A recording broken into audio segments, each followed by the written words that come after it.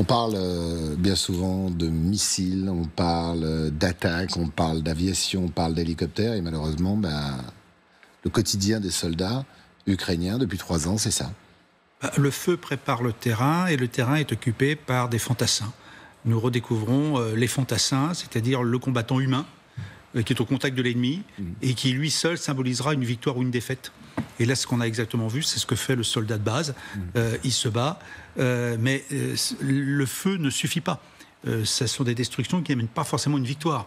Le terrain doit être occupé. Et là, je parle de l'infanterie, mais bien sûr accompagné des blindés quand il y en a et autres. Mais l'humain reste le signe, finalement, le symbole définitif d'une victoire sur une zone tactique bien déterminée. Voilà, c'est ça qui est important. Ensuite, ça veut dire... Avec une différence entre les Russes et les Ukrainiens, c'est que le prix de la vie, on l'a bien vu, on en parlait tout à l'heure, n'est pas le même du côté de Moscou que du côté de Kiev. Oui, mais alors là, moi, je suis très dubitatif, toutes ces appréciations qu'on entend depuis 3 ans, parce que je veux bien croire qu'on force les Russes à se battre, et qu'il y a des commandos derrière chargés d'éliminer ceux qui reculeraient. On les achète, mais en tout cas... mais ils y vont quand même. C'est pas leur guerre. Ils y vont quand même. Je pense qu'il faut Nous avons une vision très intellectuelle de ce conflit parce qu'on est ici.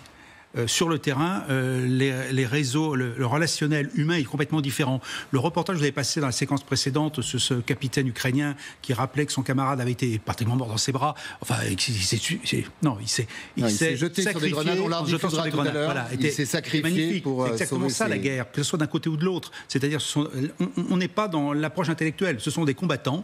Et les combattants, d'ailleurs, quelle que soit la cause qui défend, on peut toujours la critiquer, mais ils risquent leur peau. Il y a une fraternité d'armes dans la peur et dans la mort qui se crée. Et c'est ça qui fait la différence. Et c'est ce que nous avons beaucoup oublié chez nous. Et c'est pour ça que parfois on ne comprend pas toujours les anciens combattants. Hein, voilà. Donc, et c'est pour ça qu'il ne faut pas oublier de les commémorer. Mais là, c'est ce que nous voyons. Là, c'est le combattant individuel, le soldat de base, avec tout ce que ça implique, ou avec tout le courage et l'héroïsme que ça implique. On diffusera tout à l'heure ce témoignage d'un soldat, effectivement, qui a eu la vie sauve tout simplement parce que son camarade s'est couché sur des grenades. Les grenades ont explosé et eux ont pu s'en sortir. Près de 70 jours de combat face aux Russes. Merci Laura Pouget de nous avoir rejoints parce que vous allez nous parler d'un front où les Ukrainiens souffrent énormément, le Donbass, là où les Russes depuis des mois sont à l'offensive, tout simplement parce que c'est une promesse de Vladimir Poutine, vous le savez. Il a promis à son peuple de s'emparer de cette région et depuis plusieurs semaines, Moscou a décidé de lancer toutes ses forces dans la bataille, peu importe, on le disait, le prix, que ce soit en vie humaine ou en matériel. Faites-nous le point complet sur cette situation, une situation, Laura, d'ailleurs, qui inquiète jusqu'aux alliés de l'Ukraine. Regardez derrière moi, Christophe, ou plutôt lisez derrière moi. La guerre en Ukraine n'est pas dans l'impasse. La ligne de front dans l'oblast de Donetsk devient de plus en plus fluide, car les forces russes progressent à un rythme nettement plus rapide que pendant toute l'année 2023. Cette affirmation, elle est tirée du point quotidien de l'ISW. Et si elle a retenu mon attention, si elle retient notre attention, c'est que l'Institut pour l'étude de la guerre s'est souvent montré prudent, pour ne pas dire circonspect, sur les avancées russes. Visiblement, ce n'est plus le cas. Et voyez sur ma carte, effectivement, les Russes avancent du centre au sud dans les directions de Pokrovsk, Kourakove, Vuhledar et Velika Novosilka, ici.